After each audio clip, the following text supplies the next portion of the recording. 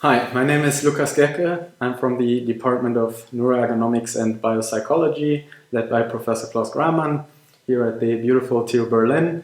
And today I'm going to present our paper, Detecting Disruptions in User Experience using ERPs and Movement Adaptation. This project evolved in close collaboration with Pedro Lopez at the University of Chicago and C.T. Lin at the University of Technology in Sydney. One of the key challenges in virtual reality is to create a user experience that mimics the natural real-world experience as close as possible. In VR, we strive to design for users to treat what they perceive as real and feel present in the virtual world. Underneath such present experiences in virtual worlds is a dynamic and precise interaction.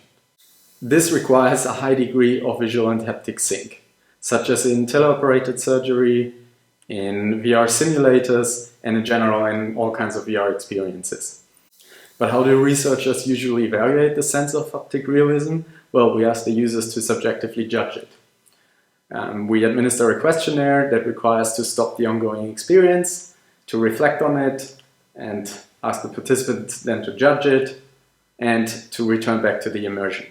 So here we have two problems. First, these metrics rely on the user's own introspection and frame of reference. And second, these metrics require breaking the user's immersion and then to collect the data about the previous interaction.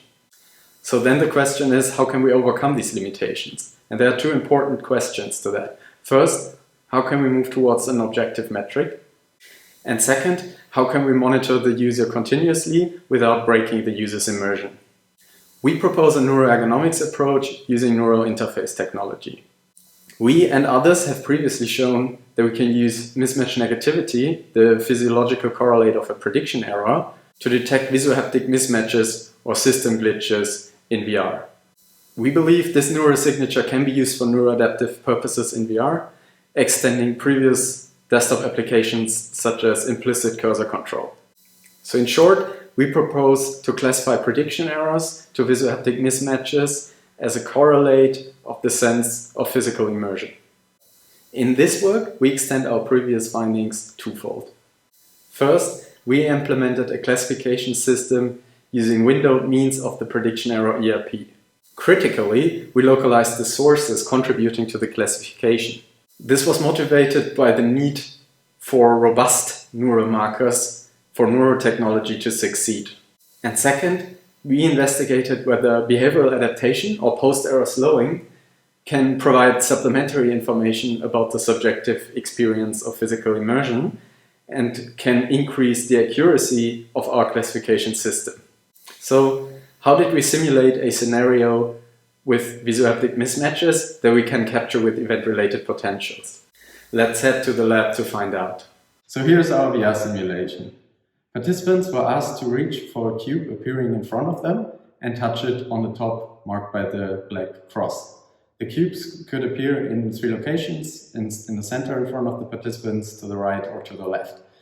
Participants were able to start the trials themselves and then reach for the cube appearing in front of them. The cube indicated contact through a color change. In 75% of the trials, the feedback occurred as predicted. So when the participants were touching the cube, it changed its color. In 25% of the trials, the feedback occurred prematurely when participants were approaching the cube.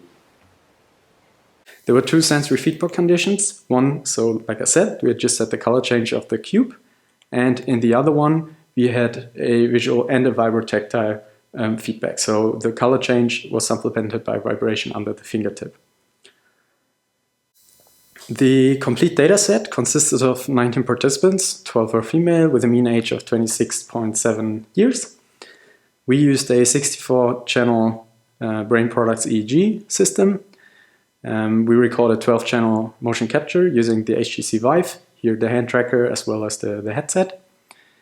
In total, the data set consists of 600 trials, so 300 for both conditions, the visual only and the visual and haptic. The dataset is available on OpenNeuro. For our behavioral analysis, we extracted action time of the hand movement phase. So we used movement onset and offset detectors on the hand movement signal to detect when the movement started, as well as when the hand was retracted after the feedback occurred of the object.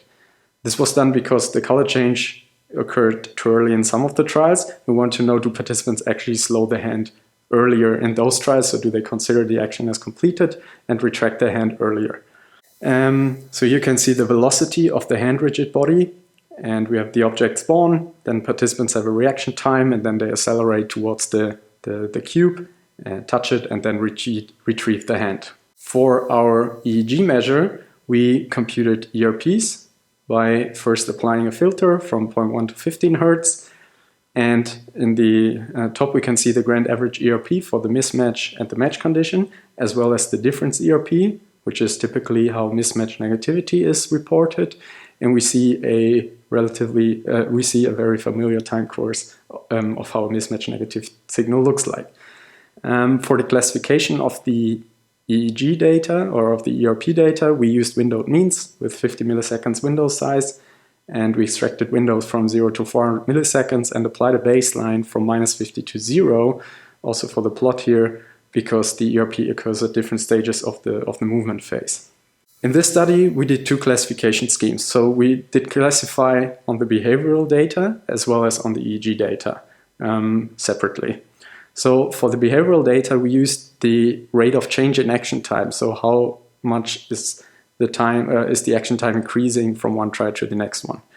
And with this rate of change, we try to predict whether the event was a match or mismatch event. We use that using a generalized linear mixed effects model with a logit link function, and we applied a tenfold cross-validation across participants. For the ERP data, we used a regularized linear discriminant analysis using BCI-lab to predict the match and mismatch classes. We used the 5x5 nested cross-validation to select the shrinkage regularization parameter. And lastly, to localize the independent EEG sources that contributed to the classification, we used an approach introduced by Thorsten Zander in 2016, where the LDA filter weights are used with the ICA unmixing matrix to visualize the sources that contribute to the classification. So let's go into the results. The question is, well, how does it work? Can we detect these mismatches occurring in virtual environment? So the rate of change in action time actually increases following a mismatch. So when after a mismatch, the subsequent trial has a prolonged action time, which in our case, it was always a match trial just by the distribution of the trials. Whereas when we go from match to match trials, we have no change in action time. That was a good sanity check. However, when we look at the classification accuracy of the mixed effects model on the behavioral data, we see that it barely exceeds chance level at 55%. On the other hand, if we look at the ERP classification, we see a classification we observe the classification accuracy of 77%. Then we localized the EEG sources that contributed to this classification success. And here I extracted two exemplary windows that are representative of the mismatch negativity. The first one from 150 to 200 milliseconds, and we observed a contribution of occipital parietal sources to the classification success. In the subsequent time window from 200 to 250 milliseconds, we also observe a frontal contribution, so midline cingulate contribution to the classification. We believe our results have three noteworthy implications.